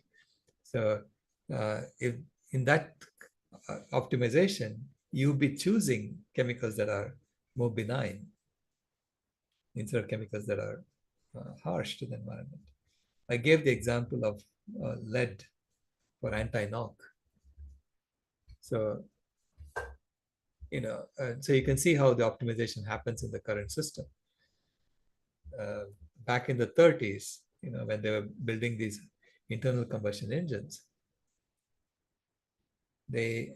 General Motors had a researcher who came up with tetraethyl lead as the anti-knock component. Okay, and then he patented it. Now he knew that alcohol works just as well. Okay. Now, when he offered these two options to his managers said, alcohol, anybody can do that. There's no money in it. Anybody can add alcohol to gasoline and get an anti-knock property out of the gasoline. So let's go with the tetraethyl lead because they have a patent on it. So they forced everyone to use tetraethyl lead. So that became leaded gasoline, or the original gasoline. As a result, the cities throughout the world now are coated with lead, because lead is burnt and it goes up in the air and then it comes down and coats it. Now, in the 80s, they figured out there's something wrong with it, and we have to change. And the unleaded gasoline is really, it's not unleaded. It's not. They didn't take the lead out of gasoline. No, they just stopped putting lead in it. Instead, they put alcohol in because they knew all along. Okay, and it really shouldn't even cost more.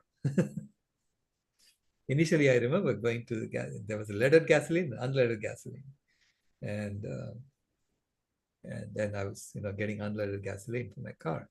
But so in the 80s, we switched over to mostly unleaded gasoline, and you can see that the crime rates in cities started going down because of that. And we think it's because of that, because there's no more lead that's poisoning people's brains. And lots of people died from this lead poisoning also. Thank you, Dr. Rao. Yeah. So, Sunny?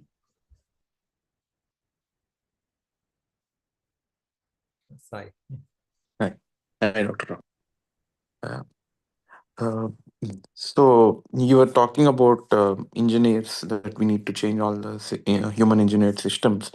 So I was always thinking like this is more of a behavioral transformation, and you yourself said a while back that all we need to do is eat rice and beans. So if so isn't aren't most of the systems taken care of if the world goes vegan? Like, I mean, except for novel entities, what I thought is like all other systems are taken care of when the world goes vegan. Is Yeah. the one question. And another quick question, I was just wondering, like, if you can explain why biosphere integrity is the number one most serious transgression, more than novel entities, because Right. the numbers seem more big for novel entities, like 220 billion tons, 150K types of chemicals, and it's very complex. So just if you can throw light on that. Yeah. Novel entities, I mean, the first question was about how First engineering. question was like, if the world, when the world goes vegan, Right. everything's taken care of. Why do we even need to? I mean, except for novel entities, I don't see why do we need to change the systems. Like, we'll no longer need bulldozers. We'll no longer put all nets in the ocean, right? Things like that. Right. Yeah, but mainly the novel entities is what I'm Yeah. concerned about for the engineering. And novel Mm, entities, again, when you go vegan, it does address that, because you're going to mm, restore 3 trillion trees on the planet. And the trees are going to suck up the novel entities that are already there in the environment and store it in their trunks. So they'll do the cleanup work for us. But it cannot keep pouring 220 billion tons. Cannot huh. keep pouring that. Yeah. It's at some point it's already marinating the planet. So that's where the engineers have to change mainly. It's in coming up with these novel entities and creating closed loop systems, because right now we create a lot of open loop systems. Mm-hmm. Right. So we design for obsolescence. We should be designing Yeah. for replaceability, and those are the kinds of things that we need to be teaching them how to design things for disassembly, not just Yeah. assembly. Yeah. Okay. Yeah, things like that. So it's a different mindset, when you teach people. You're teaching them how to deal with it. Mhm. Second question was, I forgot. Uh, yeah, just a follow up to this. So basically, you're saying that human engineered system needs to transform mainly from novel entities point of view when the Yeah, world goes vegan, right? Not other things are nature. I mean, taken care of by nature, right? I mean, even well, novel entities, but yeah, behavioral changes. Yeah, other will things are do that. taking care of behavior. Yeah. Yeah. Okay. And to this, I was also going to ask that isn't it already being addressed because we have a rise in eco-friendly products, circular economy, and all these Yeah. things. Not circular economy, but we need to have the nature. Everything has to be circular in that sense. But Right. we have a big rise of eco-friendly products and everything, right, in Correct. every Correct. sector. But these are like, innovators who are doing it as opposed to institutions doing it, right? Yeah. So you have to bring that into the educational curriculum. Why Mm, you have to go out there and just do it on your own. It has to be systematically taught to everybody. What's the right. best way to do these things? Yeah. Yeah. Like for example, when you said regarding that paper, it produces dioxins. I went and looked at the cost of the recycled paper, and I was looking at bleach free options for my printing book purpose, and I was pleasantly surprised to know that the recycled paper is almost same cost as Good. the normal paper, virgin paper, right? Awesome. And yeah, so but then yeah, so there are options right now as well. Looks like Mhm. so things are happening. Yeah, Things are happening. Yeah. Chin up. yeah.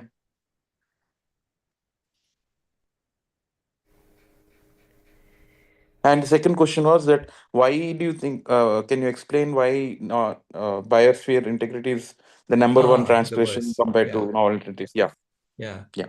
Because every other transgression impacts biosphere integrity,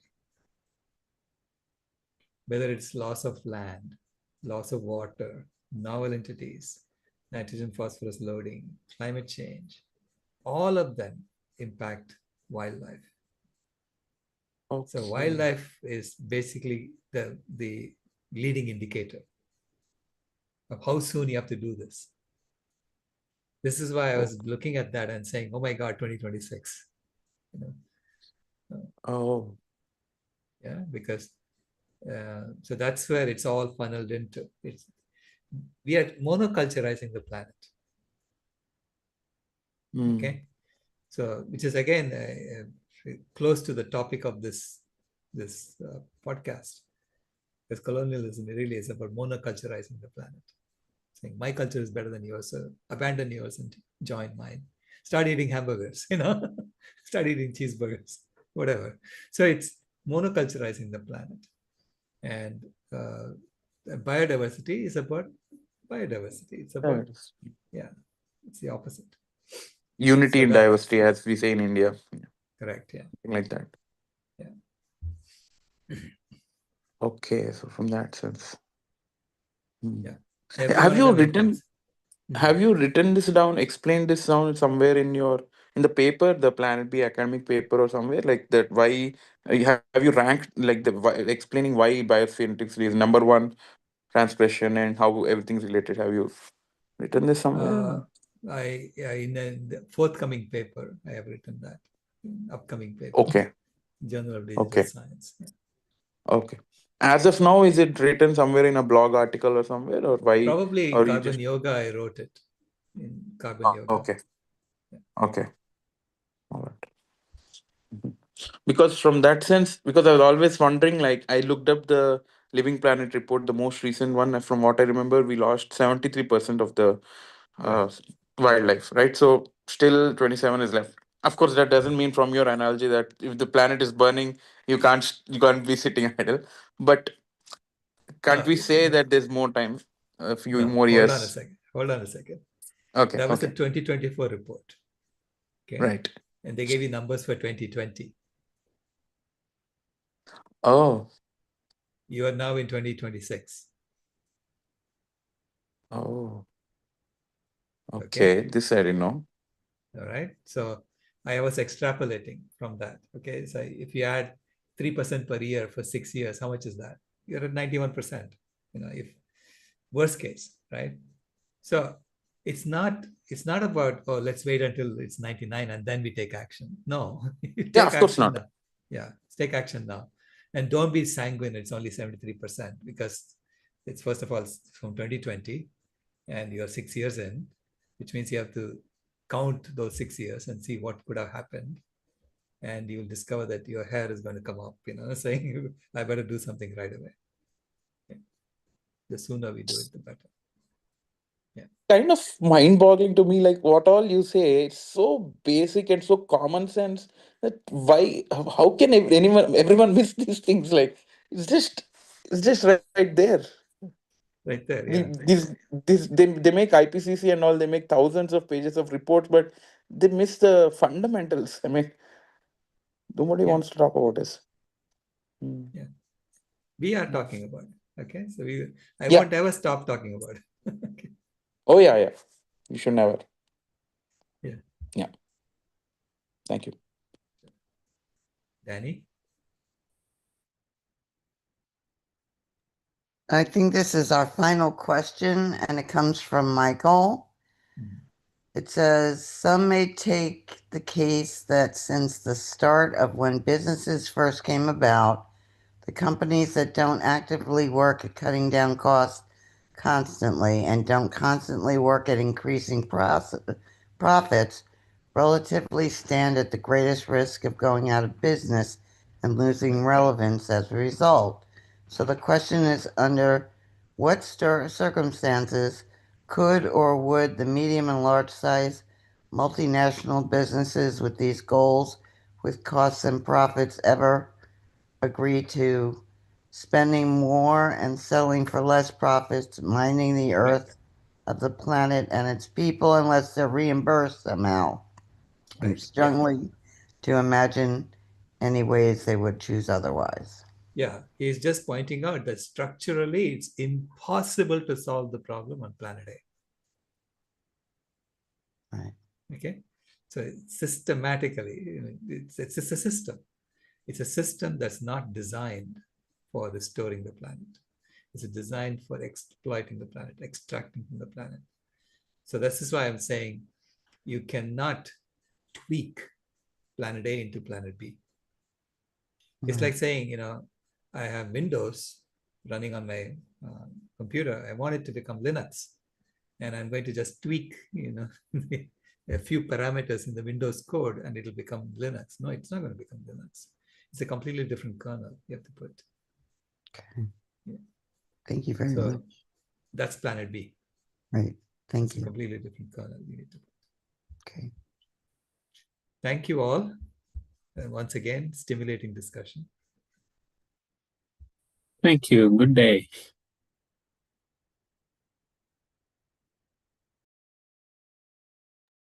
Good night, all.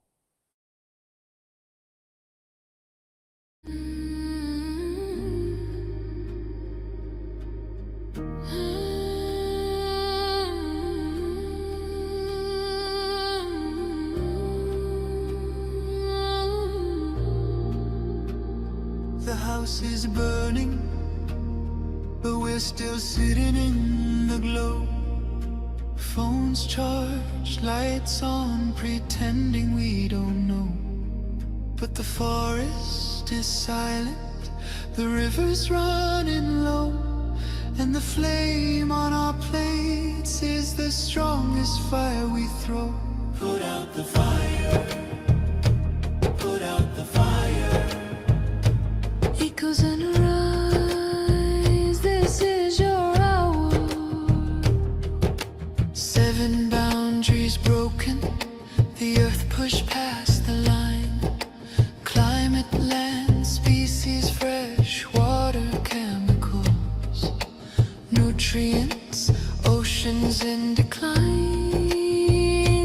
Not danger, disaster in real time. Put out the fire, ooh, put out the fire.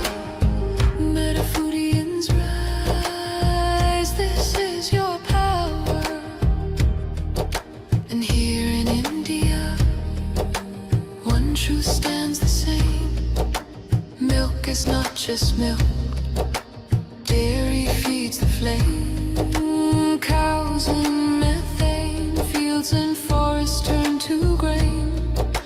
Politics, culture, carbon, all wired to the same chain. Every cup of curd is heat in the air. Every block of butter is a forest repair. It's not a small habit, it's a planetary affair. Put out the fire. Put out the fire. Echoes and rise. This is our hour. Energy fixes half the hurt. Dr. Rao made that clear. But food fixes the other half, the half that's burning here. Change the plate, change the land, change the future's atmosphere. Put out the fire. Put out the fire. Metafoodians unite. This is your choir. Every millet, every fruit, every sapseed, every bean is water on the wildfire of a world we've never seen. Every oil-free bite is a river turning clean. This is not perfection, it's direction. Not pressure, but protection. A week of choices can cool a generation. A company's courage can ignite a nation. Put out the fire. Ooh, put out the fire. Echoes and rise. This is your hour. Metafoodians unite. Metafoodians ignite. Sharing love in the meta zone. Light in the path to a cooler home. Put out the fire. Ooh, put out the fire. Together we rise. Together we